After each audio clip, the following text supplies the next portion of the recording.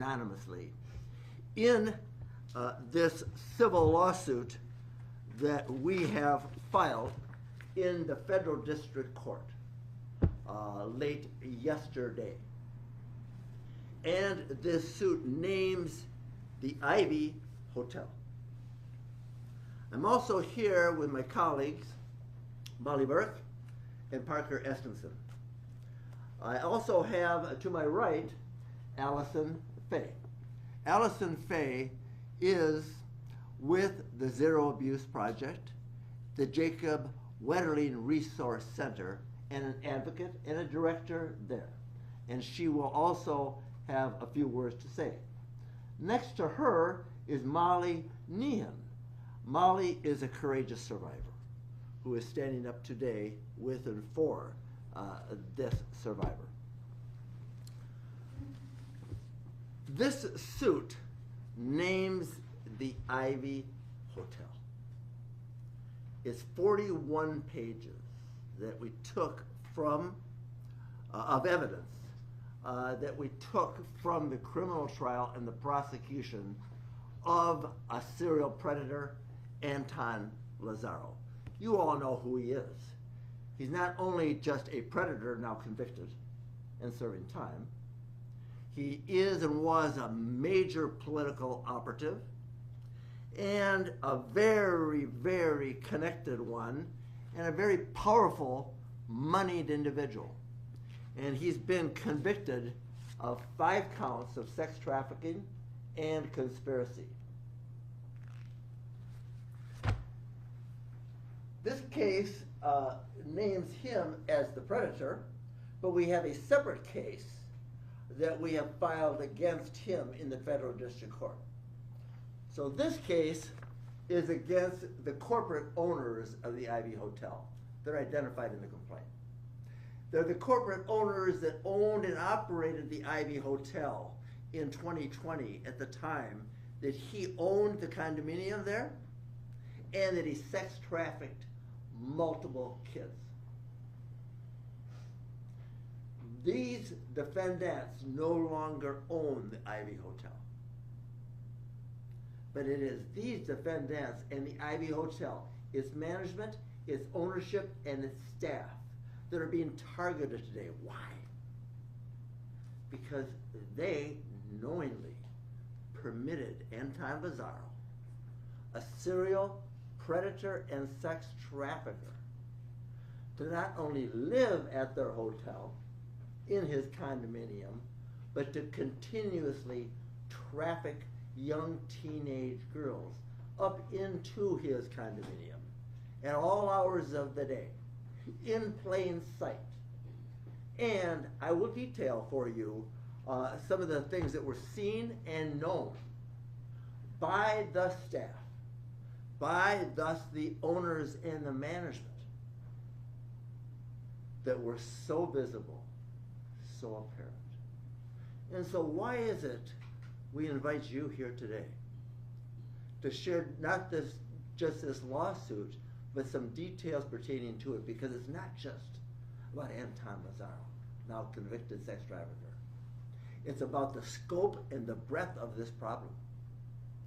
Not just in the Twin Cities, and not just at the Ivy Hotel, the scene of the crime, but across this state and across this nation.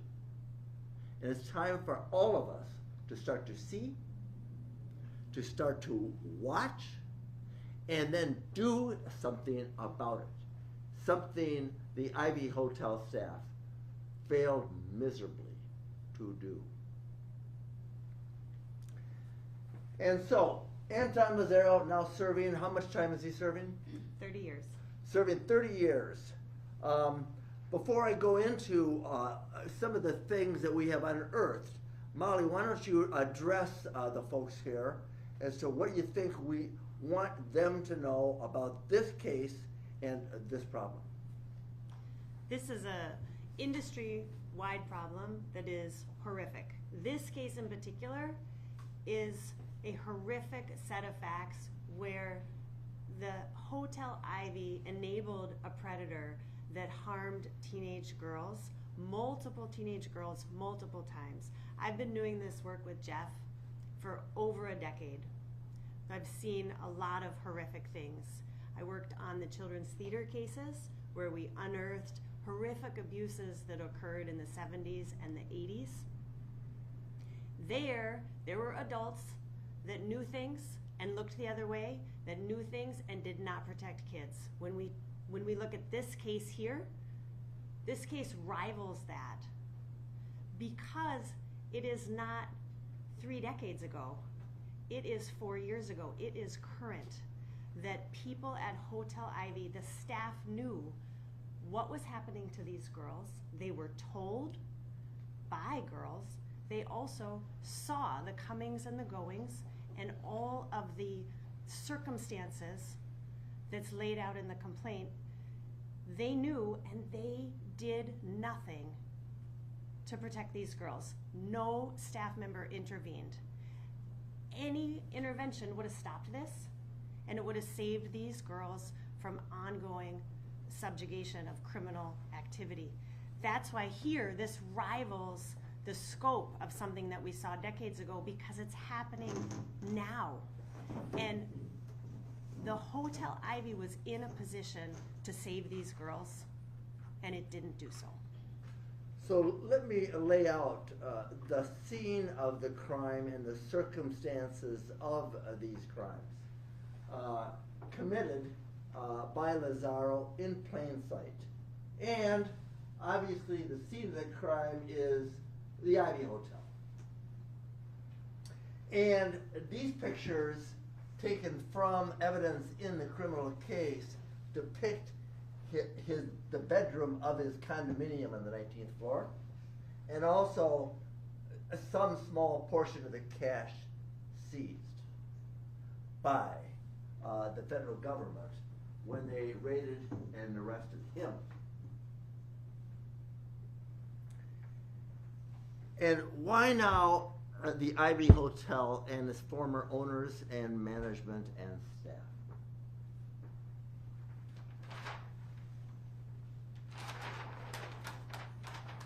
In the complaint and from the trial, we took some of the evidence that was adduced at the criminal trial. And there they had staff testify as witnesses and the night staff at the desk. And there were, and in the criminal trial and through our investigation, red flags flying all over the place. All the time. He was bringing teenage girls in and out of his place continuously, night and day, more often night than days, but both. And it was the staff there, manning the front desk and managing the hotel, that knew that he was a very prosperous, a very powerful, a very politically connected resident paying a lot of money to the hotel for his condominium on the 19th floor that he owned at that time, which has since been seized. And when I say the red flags were flying, let me just talk a little bit about what the staff testified to and having seen. That there was a lot of girlfriends and they met his type. His type was white, skinny girls under the age of 19 and all dressed up like models with perfect bodies, and they would come to the desk to see Tony. And to get up to his condominium, to his residence, they would have to accompany these girls.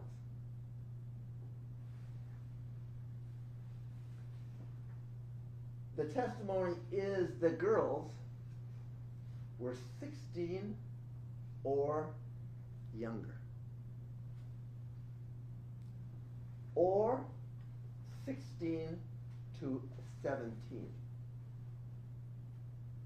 and that they would be coming after hours and in the night, oftentimes after 1 a.m. And Anton Lazzaro, as powerful and as moneyed and as politically connected as we all know he was as a GOP operative here, he had a modus operandi, a pattern that was so evident and so clear. And that pattern was to have Gisela Medina, who was then just 18 years old, turning 19 years old, as his recruiter of young girls. She's serving 3 years for her role in this. But what he would do is use her to recruit these girls and offer cash to them, and ultimately in exchange for sex. Also supply alcohol, also supply drugs, and the girls would become intoxicated as they left his condominium, often in the middle of the night, where he would arrange for Ubers to take them and or transportation to have them leave, sometimes so intoxicated they would have to be helped because these girls were so intoxicated while in his control. There was a private elevator to the 19th floor that had to require the staff to accompany these girls there. The front desk would call Lazzaro when they would arrive so that he would give permission for them to come up.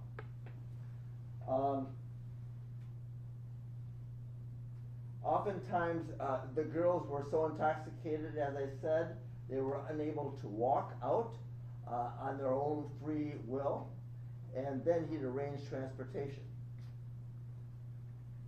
On one occasion, one of the girls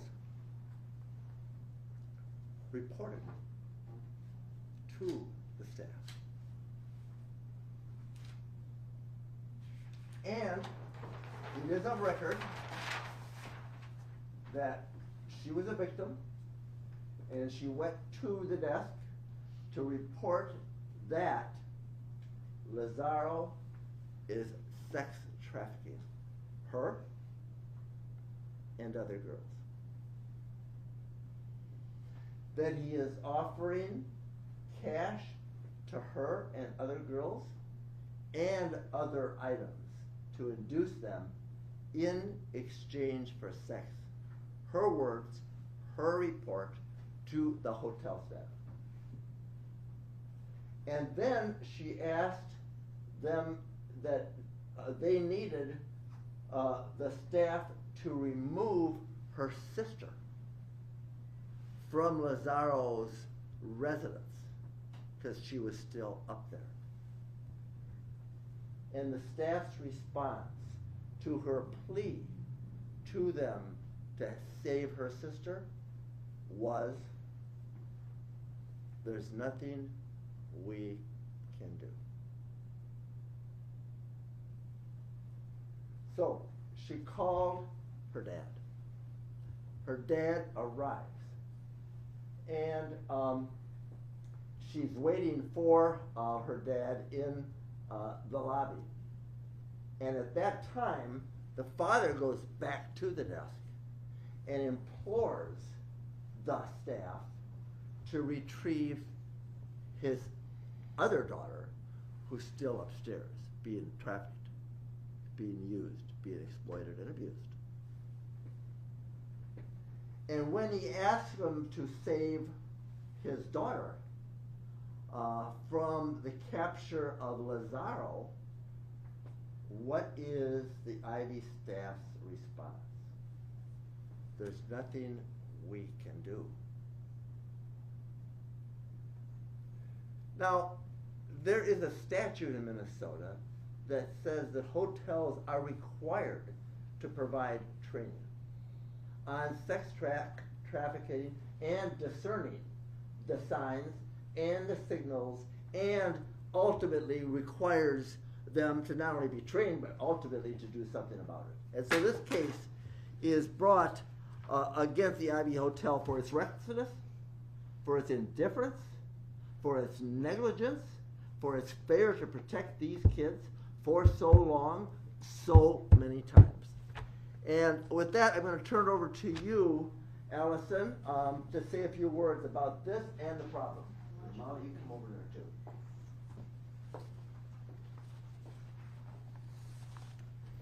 Hi, my name is Allison Fay. I work at Zero Abuse Project along with my colleague Molly. Child sex trafficking does happen in Minnesota. In this case, is a very painful example of what happens when people use their power and influence to hurt teens and to hurt kids. Thankfully, this offender was caught, but sadly, there's still so much work to be done. In child abuse prevention, the onus to end child abuse should never, ever rest on the shoulders of kids and teens. It's not fair. It's not effective. We can equip kids and teens with good information about their bodies and about safety. We should never expect them to ask for help and save themselves. That's not how trafficking cases work. The people who are being victimized in these cases, kids and teens, are for so many reasons rarely approach other people for help. That's its own presentation as to why, but it's very uncommon for someone to ask for help. So that's why it's so important that adults know the warning signs and act when they see the warning signs. That's why we have policies that put adults in positions of power to do what's right on behalf of kids. So training is one important piece of the puzzle to prevent, but it doesn't help when those who are trained don't act on behalf of kids. So today we stand with survivors in the hope that the response will change. And thank you, Allison. Molly Nean is also with the Zero Abuse Project as an outreach director. And please, Molly, why don't you introduce yourself and then tell us why you stand with us. Yes, so as Jeff mentioned, my name is Molly Nean. I'm the Communications Outreach Specialist for Zero Abuse Project. And I myself am a survivor of child abuse. And for 3 years, when I tried to speak out, I was silenced, shut down, disciplined, and made to feel like I couldn't trust anyone. But one of the most significant moments of my life happened when just one adult finally believed me and helped give me a platform to raise my voice up and speak truth to my story. So now, as I work to provide support for our new expanding child abuse prevention project, I know the impact that prevention and education can make on those who need it the most. And I believe with all of my heart in promoting the role of every adult to speak out and stand up for our children's safety. Thank you. Thank you, Molly. And when you mention, come on over. When you mention speaking up, taking action, Anton Lazzaro was not ever on the radar of the police or law enforcement for at least a year or two as he trafficked these girls. And it wasn't until a father called me and said, Anton Lazzaro has been having a sexual relationship with my teenage daughter, and he now sent me an agreement where he wants me to sign it on behalf of my daughter, in which he pays $2,000. I said, send me that agreement. And I immediately looked at that and realized this guy had committed a serious felony. And thus, we reported Anton Lazzaro to law enforcement. That father, in that call to us, was the first time any action was taken to protect these kids. All of them courageously, just as Molly stood here today as a courageous survivor.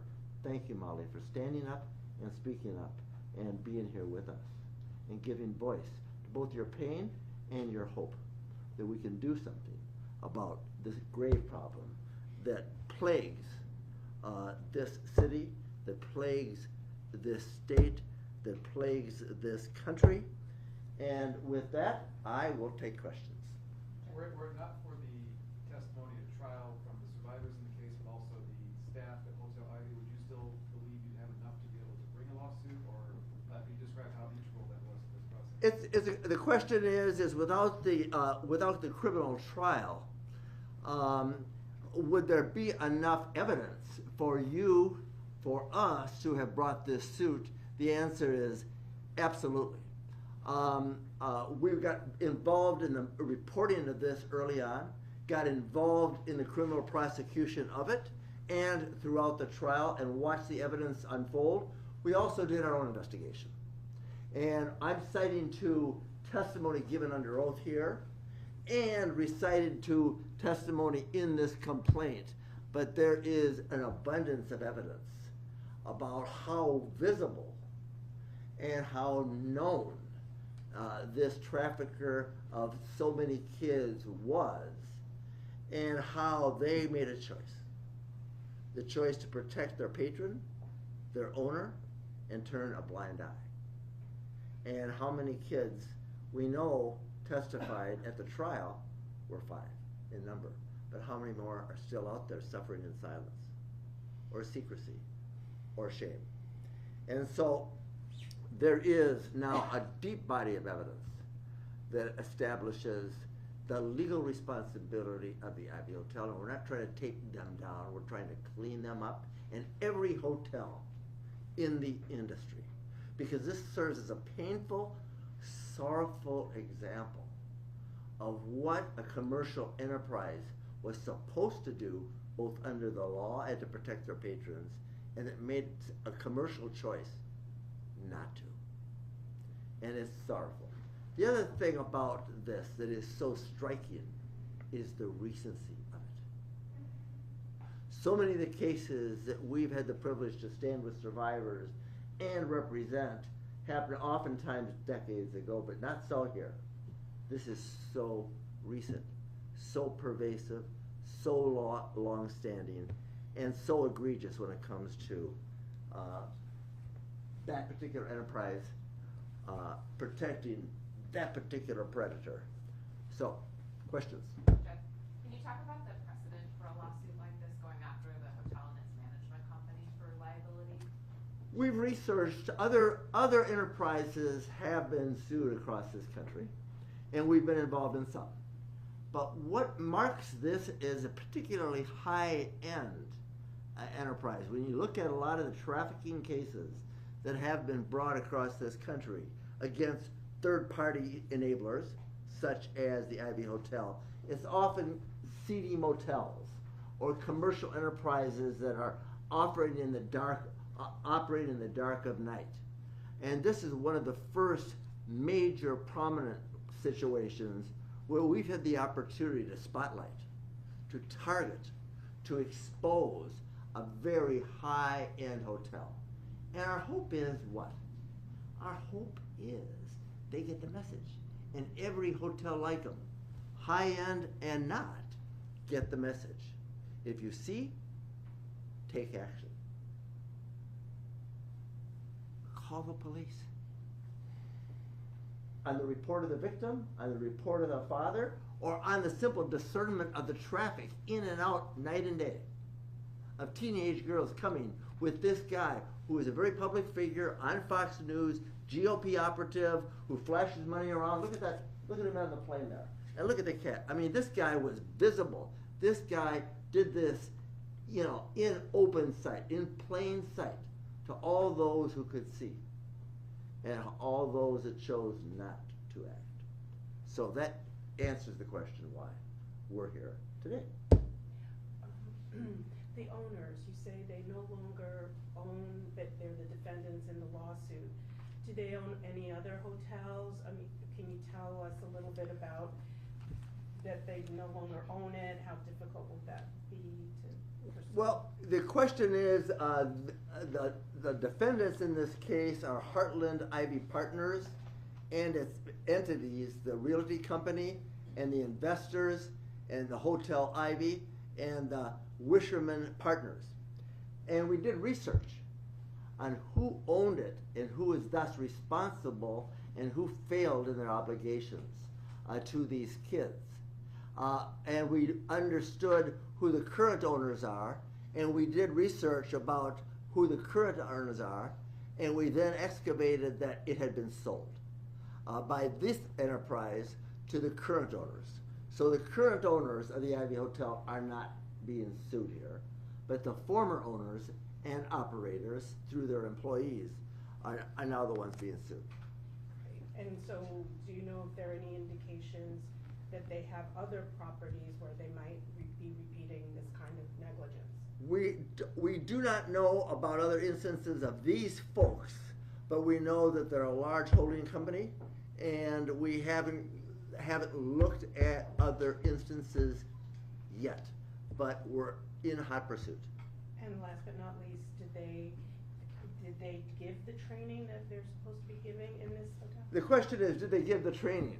They gave the training because the front desk manager who testified at the trial said, we were trained in trafficking. But what good is training if you are trained to see the signs and you don't act on them?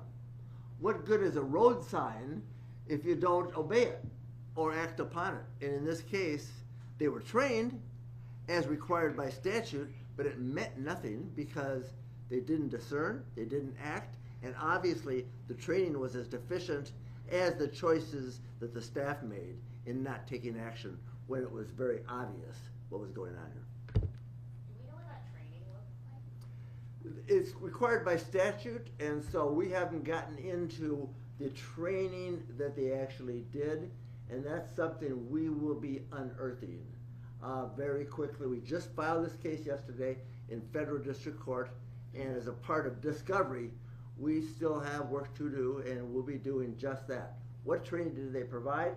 What other enterprises do they hold? What other problems have they had? And how big a problem is this in the industry? Because this is really about the industry, isn't it? Not just Anton Lazzaro. Do we know if hotel staff were being paid off by Lazzaro, if there were any transactions? The question is, do we know that hotel staff was being paid off by Lazzaro? We know this today. He has a lot of money, and he has a lot of money, and he lived very lavishly. And so the implications to us, and it's subject to further investigation, are that he paid the staff a lot of money to look the other way, all the time. And that would account, in part, for their indifference and their blindsidedness. But we don't have and haven't interviewed witnesses yet that have said, I got paid. But we will, and we'll be able to answer that question more definitively once we get into what we call discovery. One last question. Can I ask you a question of Allison? Yes. Is that okay? So the state law that was passed in 2018 requires training of hotel operators and has some penalties for if they don't complete that training. But is this something that the legislature needs to relook at and potentially make hotel staff and operators like this mandated reporters, such as teachers or others that interact with children? Personally, I love when mandated report, when folks are given that role. That's just a personal preference because we see in our cases how many folks come forward because of their mandate. But I would say that that would be something that folks would need to look into. But in general, we just need to do a better job of, mandate or not, doing the right thing for kids. We shouldn't. We've heard so many people say, well, if I was mandated, I would have said something. If I knew that I had to, I would. And when they knew that kids were being harmed, we see that in cases all the time when people call our hotline.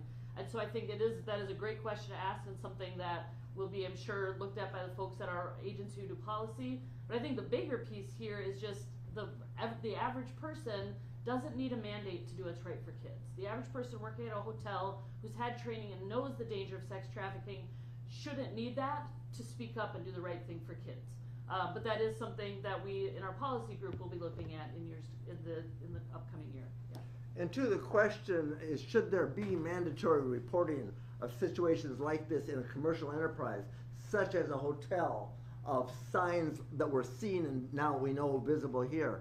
And our belief is yes. Of course, if you're going to require them to be trained, you've got to require them to do something about it. What good is training if it doesn't mandate some kind of action?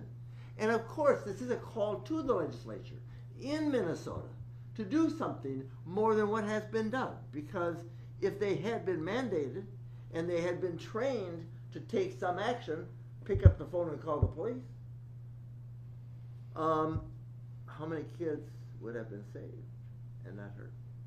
So it's not only a great question, but I think it's a legal and moral imperative to require these enterprises to do more than what they're being required to do right now, which is simply training. What good is training if they don't do anything with it? Thank you all very much, and thank you to the courageous survivors and the Zero Abuse Project. We appreciate you. Thank you. Who are plaintiffs? This